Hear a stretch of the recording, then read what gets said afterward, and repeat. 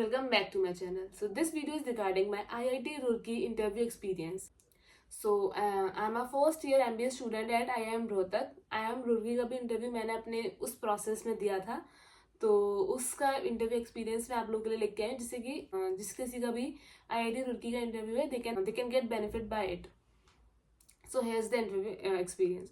So it was a very short interview, approximate to 6 to 7 minutes, more or less. So there were 3 panelists, 1 male and 2 females. So the interview started with first female. She asked me, tell me about yourself. So I prepared 2 tell me about yourself, one for 1 minute and one for 2 and a 2.5 minutes.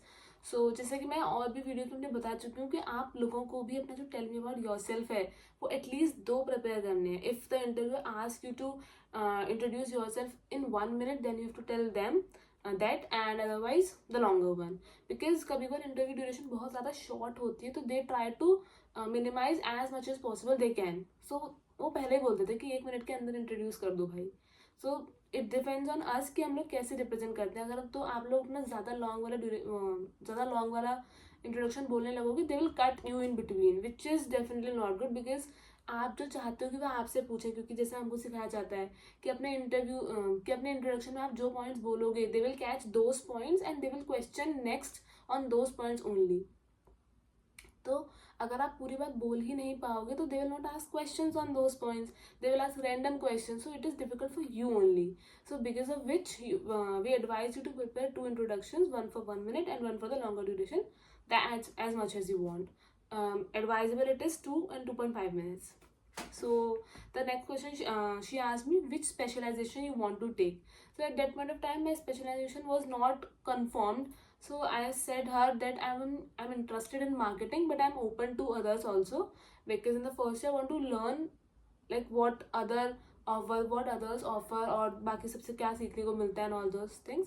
तो मैंने उनको ये वाली चीज़ बताई. And also अब भी interview ना काफ़ी जल्दी हो गया था, प्रोग्राम जून में शुरू होते हैं, तो उस टाइम में भी बहुत समय था फाइनल डिसाइड करने के लिए कि आपको कौन सी स्पेशलाइजेशन चूज़ करनी है. तो वो भी एक डिपेंड करता है कि आप कैसे उनको बताते हो जो आपके मन में है. क्योंकि कुछ लोग बोलते हैं कि एक स्पेशलाइजेशन बोल दो कि नहीं भाई मुझे यही चाहिए, तो उस वहाँ से क्वेश्चन आएंगे, डेफिनेटली वहाँ से क्वेश्चन आएंगे.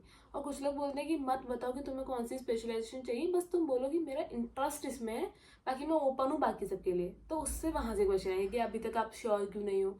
तो दोनों ही सिचुएशन में आपको क्वेश्चन आंसर कैसे करना है, दैट इज इम्पॉर्टेंट. तो मैंने वो वाला बात चूज़ किया था कि मैंने बोला कि मुझे इसमें इंटरेस्ट है, but I am open to others also. तो आपको जैसे चूज़ करना है आप वैसा चूज़ कर सकते हो. It is advisable to do this जैसे मैंने किया था. Next is difference between Maslow's hierarchy theory और ERG मॉडल. सो ये चीज़ हमको 11th और 12th स्टैंडर्ड में, if I am not wrong, पढ़ाया था. जो मैस्लोज की हायरार्की थ्योरी होती है, फिजियोलॉजिकल नीड, एस्टीम नीड्स वगैरह वगैरह, जो उसका पूरा ट्राइंगुलर डायग्राम होता है, उसको मैंने बताया और एक्सप्लेन करा. दूसरा मॉडल मैंने अच्छे से एक्सप्लेन किया. उसके बाद जो सेकेंड पैनलिस्ट थे, मेल पैनलिस्ट, उन्होंने बोला so you have done BCom, tell me the subjects of BCom. तो जैसे कि मैंने अपने और वीडियोस में भी बोला है कि आपने ग्रेजुएशन में जो भी पढ़ाई की है उसका आपको जिस्ट तो होगा कि आपने पढ़ा क्या है, डेफिनेटली होगा, बट आपने सब्जेक्ट्स कौन से पढ़े हैं वो भी आपको पता होना चाहिए. क्योंकि मेरे जितने भी इंटरव्यूज हुए, कम से कम 3 या 4 इंटरव्यूज में मुझसे सब्जेक्ट्स पूछे मेरे ग्रेजुएशन के कि सब्जेक्ट्स बता दो, क्योंकि approximately 18 to 20 subjects I have read in my graduation. So he asked me the subject, the name of the subjects particularly.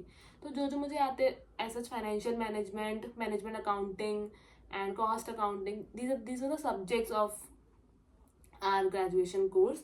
So उन्होंने मुझसे ये पूछा, फिर मैंने ये बताया, फिर कुछ डेफिनेशंस पूछी उन्होंने सब्जेक्ट से रिलेटेड, और इसके अंदर जो चीज़ें आती हैं उनसे रिलेटेड. एक स्टॉक मार्केट का क्वेश्चन भी था, तो वो सब मैंने उनको बोल दिया.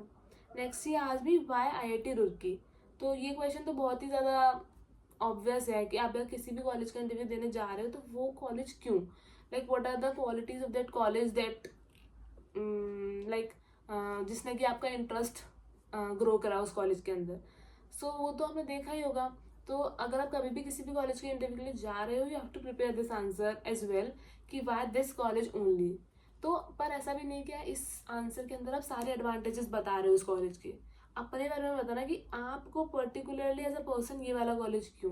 फॉर एग्जाम्पल आपके किसी परसेंटाइल रेंज में आते हो आप, या समथिंग लाइक दैट. मैं सिर्फ एक एग्जाम्पल दे रही हूँ एक तो उस हिसाब से आपको कनेक्ट करना है कॉलेज को और आपको, सिर्फ कॉलेज के एडवांटेजेस नहीं बताने, ऐसे तो हर कोई उधर ही जाना चाहेगा। तो वो सब आपको माइंड में रखते हुए उस आंसर को फ्रेम करना है कि why this college. Alright, next is different between EQ and ER। ये ऑडिटिंग के कॉन्सेप्ट्स हैं, ऑडिटिंग के टर्म्स हैं, तो उन्होंने वो मुझसे पूछे थे, तो वो मुझे एग्जैक्टली नहीं पता थे, पर जितना पता था मैंने थोड़ा बहुत उनको बता दिया था। Next is as auditor is chosen by the firm there can be a chance of fraud. उन्होंने एक सिचुएशन दी कि जैसे ऑडिटर जो होते हैं, जो ऑडिट करते हैं, अपने अकाउंट की चेकिंग करते हैं एक पॉइंट ऑफ टाइम पे, तो वो फर्म चूज करती है, तो फ्रॉड्स के चांसेस हो सकते हैं। So what you will recommend in this matter. तो उन्होंने मुझे बोला कि अगर फर्म चूज करेगी ऑडिटर को तो फ्रॉड होंगे, तो आप इस चीज़ में क्या रिकमेंड करते हो। This is a kind of situation, intellectual thinking basically. तो मैंने उनको बोला कि I think there should be some organisations which should मतलब सारे जो ऑडिटर्स हैं वो एक ऑर्गेनाइजेशन में जुड़ जाने चाहिए, और फिर जो ऑर्गेनाइजेशन है वो रैंडमली अलॉट करे ऑडिटर को। एक फर्म का ही ऑडिटर होना चाहिए उधर ऑर्गेनाइजेशन के अंदर, बट लेकिन वो अपनी ऑर्गेनाइजेशन ना करे, वो किसी और की ऑर्गेनाइजेशन करे। ऐसा करके सिस्टम होना चाहिए, और वो हर महीने हर साल जब भी आपको ऑडिटिंग करवानी है वो उस टाइम पे चेंज होते जाने चाहिए। एक ही ऑडिटर बार बार आएगा तो तुम उसको भी सेट कर लोगे भाई। तो this is not the case, ऐसा ना करके हम ऐसा कर सकते हैं। तो ये बस क्वाइट इम्प्रेस करा, हाँ ठीक है, all right. I don't know कि ऐसा कुछ ऑर्गेनाइजेशन ऑलरेडी चलती है, ऑलरेडी है, मुझे नहीं पता इतना, पर मुझे उस टाइम पे जो समझ में आया मैंने वो उनको बोल दिया। नेक्स्ट इज जो सेकेंड प्रोफेसर थी, उन्होंने स्टार्ट किया, you have a good Instagram reach, so why to make a career in MBA। तो उन्होंने बोला कि इंस्टाग्राम रीच अच्छी है, इतनी भी अच्छी नहीं थी भाई उस टाइम पे, अभी भी इतनी अच्छी खास नहीं है, बट शी आज में इंस्टाग्राम रीच अच्छी है, तो फिर उसमें करियर बनाओ, उसमें भी आप कर सकते हो अगर आप मेहनत तो जरूर ले जाओ अपनी, MBA ही क्यों करना है। तो ये जो मेरा वाई MBA वाला आंसर था वो वाला मैंने इसमें डाला कि बचपन में मैंने ये देखा था, बिजनेस देखा था एंड ऑल दोस थिंग्स, फिर कॉमर्स भी था मेरे पास, तो उसके सब्जेक्ट्स ने फैसिनेट किया कि भाई ऐसा क्यों, ये वगैरह वगैरह। तो जो आपने वाई MBA का क्वेश्चन बनाया, आप इन सिचुएशंस में उस आंसर को यूज कर सकते हो आराम से, बस थोड़ा सा फ्रेम करना पड़ेगा आपको ऊपर नीचे, but you can use that answer in these types of questions as well. Next is why do we select you. Very basic question, जब आप जा रहे हो तो अपनी स्ट्रेंथ वीकनेस ये सब तो आपको पता ही है, तो why do we select you के अंदर आपको अपनी स्ट्रेंथ्स बतानी है, और आपको MBA क्यों करना है ये वाली बात भी आप इस क्वेश्चन के अंदर डाल सकते हो। Because why do you need to do an MBA badly, अगर आप ये चीज़ एक्सप्लेन करते हो तो उनको समझ में आएगा कि हाँ भाई इनको सिलेक्ट करना क्यों चाहिए हमको। एक तो अपनी स्ट्रेंथ्स बताओ और वाई MBA बताओ। Next is from which other B school you got a call from.